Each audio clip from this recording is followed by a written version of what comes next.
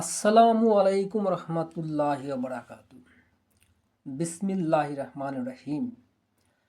রাসূল সাল্লাল্লাহু আলাইহি ওয়াসাল্লামের একটি হৃদয় স্পর্শী, লোমহর্ষক, বেদনাদায়ক এবং শিক্ষামূলক কাহিনী বর্ণনা করছি।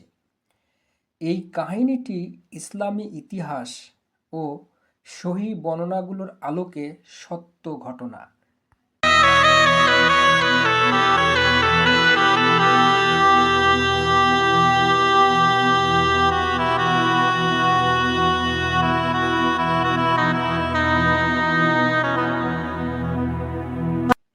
মক্কার অন্যায় অত্যাচার যখন সীমা ছাড়িয়ে গেল, তখন রাসূল সাল্লাল্লাহু আলাইহি সাল্লাম ইসলাম প্রচারের জন্য চলে গেলেন তাইফ শহরে। আশা ছিল হয়তো এ শহরের মানুষ সত্য গ্রহণ করবে, আমাকে শুনবে, আমাকে বুঝবে। কিন্তু ঘটনা হলো সম্পূর্ণ বিপরীত। তাইফের নেতারা বিদ্রূপ করল। তাইফের ৩ নেতা তার কথা শুনল না, বরং ব্যঙ্গ করে বলল, আল্লাহ এর চেয়ে ভালো কাউকে পেল না। তুমি যদি সত্য নবী হতে, তবে আমরা প্রথমেই তোমাকে দেখেই চিনতাম। রাসূল সাল্লাল্লাহু আলাইহি সাল্লামের পবিত্র হৃদয় কেঁপে উঠল, কিন্তু তিনি কিছুই বললেন না, শুধু মৃদু কণ্ঠে কোরআনের দাওয়াত দিলেন। তাইফের নেতারা আদেশ দিল ছোট বাচ্চাদের, দাস দাসীদের, যে তোমরা পাথর মারো, তাকে শহর থেকে বের করে দাও। দেখতে দেখতে রাসূল সাল্লাল্লাহু আলাইহি সাল্লামের চারপাশ ভরে গেল দুষ্ট লোক আর শিশুদের ভিড়ে। তারা পাথর মারতে শুরু করলো।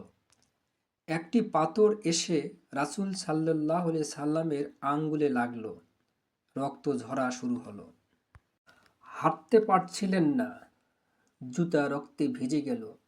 সাহাবী যায়েদ রাদিয়াল্লাহু তাআলা আনহু তাকে ঢেকে রাখার চেষ্টা করলেন, কিন্তু পাথরের বৃষ্টি থামল না। রাসূল সাল্লাল্লাহু আলাইহি সাল্লাম দৌড়াতে দৌড়াতে এক বাগানে আশ্রয় নিলেন। বাগানের এক কোণে বসে রাসূল সাল্লাল্লাহু আলাইহি সাল্লাম ২ হাত তুললেন, আকাশের দিকে তাকিয়ে রক্তে ভেজা, বেদনা ভরা দোয়া করলেন। হে আল্লাহ, মানুষের কাছে আমি কত দুর্বল, আমার শক্তি কত কম। তুমি ছাড়া আমার আর কেউ নেই। কত কষ্টে ভরা বেদনাদায়ক এই দোয়া এত গভীর, এত হৃদয় স্পর্শী ছিল যে তখন আসমান থরথর করে কাঁপতে লাগলো। সেখানে আলোড়ন সৃষ্টি হয়ে গেল। সারা আসমান যেন কান্না শুরু করে দিয়েছে। একজন পাহাড়ের ফেরেশতা হযরত জিবরাইল আলাইহিসসালামকে সাথে নিয়ে হযরত মুহাম্মদ সাল্লাল্লাহু আলাইহি সাল্লামের কাছে আসলেন। এসে বললেন, হে মুহাম্মদ সাল্লাল্লাহু আলাইহি সাল্লাম, আপনি আমাকে হুকুম করুন। আপনি ইশারা করলে তাইফের ২ পাহাড়কে একসাথে চেপে পুরো শহর ধ্বংস করে দেব। এরা আপনার সাথে যে ব্যবহার করেছে, তাতে এদের শাস্তি হলো মৃত্যু। আপনি হুকুম দিলেই আমি এদেরকে ধ্বংস করে দেব। এই মুহূর্তের জন্য মানবিক দৃষ্টিতে এটি ন্যায্যই ছিল। এরা রাসূল সাল্লাল্লাহু আলাইহি সাল্লামকে রক্তাক্ত করেছে, অপমান করেছে, কিন্তু মানবতার নবী রাসূল সাল্লাল্লাহু আলাইহি সাল্লাম চোখের পানি মুছে মৃদু কণ্ঠে বললেন, আমি চাই না এরা ধ্বংস হোক। এরা অবুঝ। এরা যদি বুঝতো, তাহলে আজ তারা এমন কাজ করতো না। আমি আশা করি এই শহরের বাচ্চাদের মধ্য থেকে আল্লাহ একদিন এমন মানুষ আনবে যারা আল্লাহর ইবাদত করবে। ফেরেশতারা নীরব হয়ে গেল। পুরো আসমান স্তব্ধ হয়ে গেল, কারণ কোনো মানুষ এমন রহমত দেখাতে পারে না। এটা একমাত্র আল্লাহ তাআলার প্রিয় বান্দাদের পক্ষেই সম্ভব। এই কারণেই তিনি সর্বশেষ এবং সর্বশ্রেষ্ঠ নবী। ফেরেশতারা বিস্মিত হয়ে গেল। আসমানের ফেরেশতারা আল্লাহ তাআলার কাছে প্রার্থনা করল, হে আমাদের রব, মহান এই নবীর উম্মতের ওপর রহমত বর্ষণ করুন। তিনি প্রতিশোধ চান না, কেবল হেদায়েত চান। দৃশ্য এত লোমহর্ষক, বেদনাদায়ক ছিল যে ফেরেশতারাও অশ্রুসিক্ত হয়ে গেল। প্রতিশোধ না নিয়ে ক্ষমা করা, এটাই ছিল নবীর চরিত্র।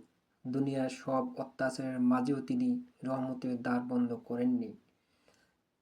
ধৈর্য, স্নেহ, মমতা মানুষের ইতিহাসে অনন্য। আল্লাহ তাআলা তার এই ধৈর্যের কারণে ইসলামের দরজা সারা দুনিয়ার জন্য খুলে দিলেন। ধন্যবাদ সবাইকে।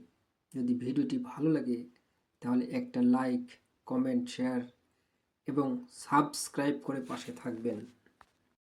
আমার চ্যানেলের নাম আত্মশুদ্ধি। এই চ্যানেলে ধর্মীয় বিষয়ে জানতে পারবেন।